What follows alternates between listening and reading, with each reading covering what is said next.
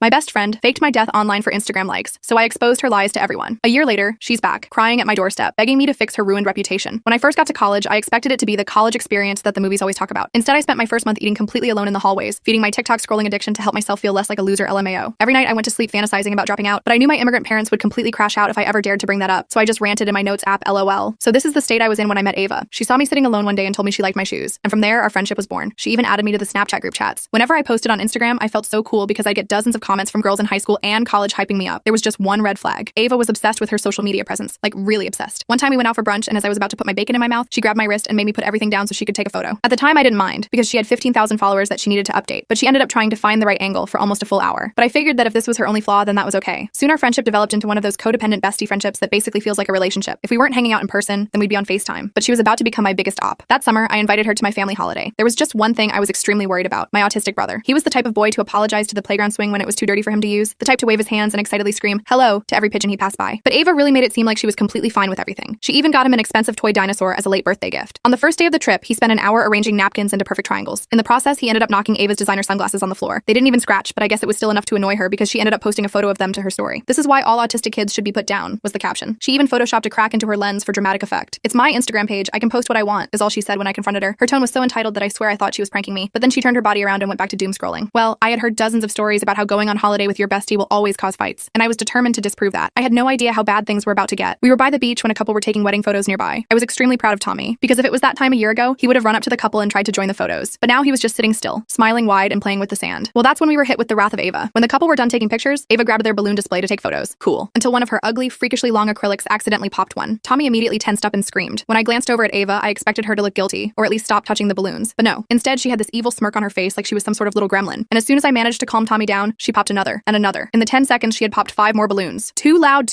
Tommy was screaming, while hitting his head with his fists. It wasn't until I shoved sand into Ava's charging port that she finally stopped. I didn't speak to Ava for the rest of the day, and I was ready to spend my savings on buying her an early flight home. That's when I got the text. It was my mother. Up to this point, we hadn't seen her and my dad all day because it was their wedding anniversary. She sent me a screen recording of Ava's Instagram story. It was a video of Tommy having a meltdown, captioned with "me when the plug cancels on me." And as if that wasn't bad enough, in the next post, she put up a poll saying, "Should we leave him here or nah?" with the only voting options being yes and absolutely. Luckily, my mom was just as angry as me. So her next message was a QR code of the flight she had booked Ava for the next morning. And the second Ava hopped in the Uber to the airport, I blocked her on everything. That evening, my phone was completely blowing up. Everyone was texting saying they had no idea I was struggling with my health. So I made a fake account to check Ava's story. Yep, there it was. A photo of me lying in bed completely photoshopped with AI to make it look like I was on death's doorstep, alongside a GoFundMe link to support my chemotherapy for stage 3 lung cancer. I pinched the bridge of my nose and sighed, because there was one thing Ava didn't know. I would do anything to avenge my brother. I immediately called GoFundMe to report the fraudulent campaign. They took it down within hours, but the damage was already done. Screenshots were circulating, and people were messaging me asking if I was really dying. Some were even angry, thinking I was faking cancer for attention. The irony was almost funny. I tried texting our mutual friends to explain what happened, but most of them didn't believe me. Apparently, Ava had been telling everyone for weeks that I was unstable and attention-seeking. She had perfectly set the stage for this moment, making sure no one would believe me when I tried to defend myself. That night, I couldn't sleep. I kept thinking about Tommy's face when those balloons popped, and how Ava had used his pain for likes. I knew this wasn't over, not by a long shot. Ava had messed with the wrong family, and I was about to show her exactly what happens when you target my brother. I immediately grabbed my phone and started reporting Ava's fake cancer fundraiser posts on every platform. I figured the social media companies would see how obviously fake they were and take them down right away. Boy, was I wrong. I spent hours submitting reports, only to get automated responses saying they'd review the content. Meanwhile, the posts stayed up, and more people kept messaging me about my condition. My fingers cramped from the endless clicking and typing as I tried desperately to stop the spread of Ava's lies. The next morning, I woke up to a campus email about an emergency disciplinary hearing. Apparently, Ava had gone to the student affairs office claiming I was harassing and threatening her. She showed them fake screenshots of messages where I had supposedly threatened to make her pay and ruin her life. I never sent those messages, but she had created convincing fakes using some editing app, the timestamps, the blue bubbles, even my profile picture. Everything looked authentic. I rushed to the administrative building in my pajamas, not even bothering to brush my hair. The morning air bit at my skin as I sprinted across campus, my heart pounding with each step. The disciplinary officer, a stern woman named Ms. Patel, showed me the screenshots Ava had provided. My heart sank as I looked at them. They looked real. If I didn't know better, I might have believed they came from my phone. "These aren't from me," I explained, pulling out my phone with trembling hands. "Look at my message history with Ava. These conversations never happened." Ms. Patel scrolled through my phone, comparing the timestamps and messages. I could see her expression changing as she realized the screenshots didn't match my actual message history. She asked me to wait outside while she called Ava in. I sat on a hard plastic chair in the hallway, my leg bouncing nervously. The minutes stretched like hours as other students walked by, some glancing at me curiously. 20 minutes later, Ms. Patel called me back in. She explained that while she couldn't prove who was telling the truth, there wasn't enough evidence to take disciplinary action against me. I felt relieved, but also frustrated. Ava was getting away with it. As I left the building, I spotted Ava across the quad, surrounded by a group of girls. She was crying dramatically while they patted her back. Her mascara ran perfectly down her cheeks in a way that seemed almost practiced. When she saw me, she whispered something to them, and they all turned to glare at me. Great. Now I was the villain in her story. That afternoon, I got an email from my English professor asking me to come to his office hours. When I arrived, he had a concerned look on his face, his brow furrowed as he gestured for me to sit down. "I received some concerning information about your mental health," he said carefully. "I want you to know that if you need accommodations or extensions, we can arrange that." I was confused until he showed me an email he'd received. It appeared to be from someone at the campus health center, containing information about my supposed mental health issues. The email claimed I had severe mental instability, describing delusions, paranoia, and a history of making false accusations. It warned professors that I might make up stories about other students or claim persecution. My stomach dropped as I realized what Ava had done. She hadn't sent actual medical records, but had created a convincing email that appeared to come from a campus health official. The email contained just enough medical terminology and official-sounding language to seem legitimate to someone who wasn't looking too closely. I explained to my professor what was really happening, showing him the Instagram posts about Tommy. He seemed sympathetic but still uncertain, his eyes betraying lingering doubt. "I'll disregard this email," he said, "but you should talk to campus security if you're being harassed." I thanked him and left, but I knew talking to security wouldn't help. Ava was too smart to leave evidence that could be traced back to her. She was creating doubt about my mental stability so that anything I said would be dismissed as paranoia. Over the next few days, I noticed professors watching me closely during class, as if waiting for me to have some kind of breakdown. Some students whispered when I walked by, their conversations abruptly halting when I got too close. My group project partners suddenly had excuses for why they couldn't meet with me. I was being isolated again, just like those first lonely weeks of college, but this time it was deliberate. I decided I needed evidence of what Ava was doing. I reached out to a girl named Diana who lived in my dorm, but wasn't close to either of us. She had always seemed level-headed and fair. I explained the situation and asked if she'd be willing to help me. Diana agreed to casually bring up my name the next time she saw Ava to see what Ava would say. 2 days later, Diana texted me that she had recorded a conversation with Ava in the dining hall. When I listened to the recording, my blood boiled. Ava was telling Diana that I was dangerously obsessed with her, that I had been following her around campus and sending her threatening messages. She claimed I was jealous of her social media following and was trying to ruin her reputation out of spite. "She's actually kind of scary," Ava's voice said on the recording. "I'm thinking about getting a restraining order. My dad says we have enough evidence." I was furious but also scared. Ava was painting me as some kind of stalker, and people were believing her. Even with Diana's recording, it was just Ava's word against mine. I needed something more concrete. That night, I got a notification that I'd been added to a new group chat. When I opened it, I saw it was filled with people from my dorm and some of Ava's friends. The most recent message was from Ava. "Guys, I'm actually scared. She's been waiting outside my classes and following me to my dorm. I don't know what to do." As I was reading, new messages poured in. "That's so creepy. We should report her. Do you want us to walk you to class tomorrow?" Then someone tagged me directly. "We know what you're doing. Leave Ava alone or we'll make sure you regret it." I threw my phone across the room. It hit the wall with a crack, but thankfully didn't break. I curled up on my bed, trying not to cry. How had this happened? A month ago, I was just a lonely college freshman trying to find my place. Now I was being painted as a dangerous stalker by someone who had mocked my autistic brother. The next day, a group of Ava's friends confronted me outside the library. There were 5 of them, led by a tall girl named Jacqueline who had always been nice to me before. They surrounded me, blocking my path. Students passing by slowed down to watch the confrontation, some pulling out their phones. "We know what you're doing to Ava," Jacqueline said, her voice cold. "It needs to stop." I tried to explain my side, but they talked over me. One of them took pictures of me, probably to send to Ava as proof they'd confronted me. I pushed past them and practically ran to my dorm, my heart pounding, tears blurring my vision as I fumbled with my keycard. Campus didn't feel safe anymore. I started taking different routes to class, eating meals in my room, and avoiding common areas. I was becoming the very thing Ava accused me of being, paranoid and isolated. My grades began to slip as I missed discussions in study groups, too afraid to face the whispers and stares. I decided to talk to a campus counselor. Maybe they could help me figure out what to do. I made an appointment with Dr. Chen, who seemed kind and understanding when I met her. Her office was warm and inviting, with soft lighting and comfortable chairs. I started explaining everything that had happened, from the beach trip to the fake cancer fundraiser to the disciplinary hearing. Dr. Chen listened attentively, taking notes. But as I continued my story, I noticed her expression change subtly. She began asking more pointed questions about my experiences. "Have you ever felt like people were against you in the past?" she asked carefully. "Do you find it difficult to trust others?" I realized that my story probably sounded paranoid from the outside, a complex web of social media manipulation that had turned an entire campus against me. I pulled out my phone and showed her screenshots of Ava's post about Tommy and the fake cancer fundraiser. I played Diana's recording. As Dr. Chen reviewed the evidence, her demeanor shifted. "I see," she said, her voice softening. "This is clearly a case of targeted harassment. Let's talk about some strategies to protect yourself and document what's happening." I felt a wave of relief wash over me. Finally, someone believed me without question. Dr. Chen helped me create a plan to document everything Ava did and suggested I speak with the university's legal counsel about possible cease and desist options. That evening, my phone exploded with notifications. My parents called 5 times in a row. My high school friends were texting frantically. Even Tommy's special education teacher reached out. I had no idea what was happening until I checked social media. Ava had posted a memorial tribute to me on her Instagram. According to her post, I had been so overwhelmed with guilt and shame about lying about cancer that I had taken my own life. She included a photoshopped picture of me with the dates of my birth and supposed death, along with a lengthy caption about how she was processing this tragedy and how mental health issues can affect anyone. The post was decorated with angel emojis and broken heart symbols, a masterclass in performative grief. The post had thousands of likes and comments offering condolences. People were sharing memories of me as if I were actually dead. My parents were hysterical, having seen the post through relatives before I could explain. My mom was sobbing so hard on the phone that I could barely understand her. "I'm fine, Mom," I kept repeating. "I'm right here. It's all lies." It took hours to convince my family I was alive and well. My dad wanted to drive to campus immediately. Tommy was confused and upset, not understanding why people were saying his sister was gone when he had just talked to me that morning. I could hear him in the background, repeating, "She's not gone," over and over, his voice rising with distress. After calming my family down, I sat on my bed, staring at the wall. Ava had crossed a line I didn't even know existed. She had faked my death for attention and sympathy. The comments on her post were full of people praising her for being so strong, for sharing her grief so openly. She was getting exactly what she wanted: social media fame and adoration. I called my parents back and explained everything that had been happening. My dad wanted to call the police, but I knew that would just make things worse. Campus police would see it as a she said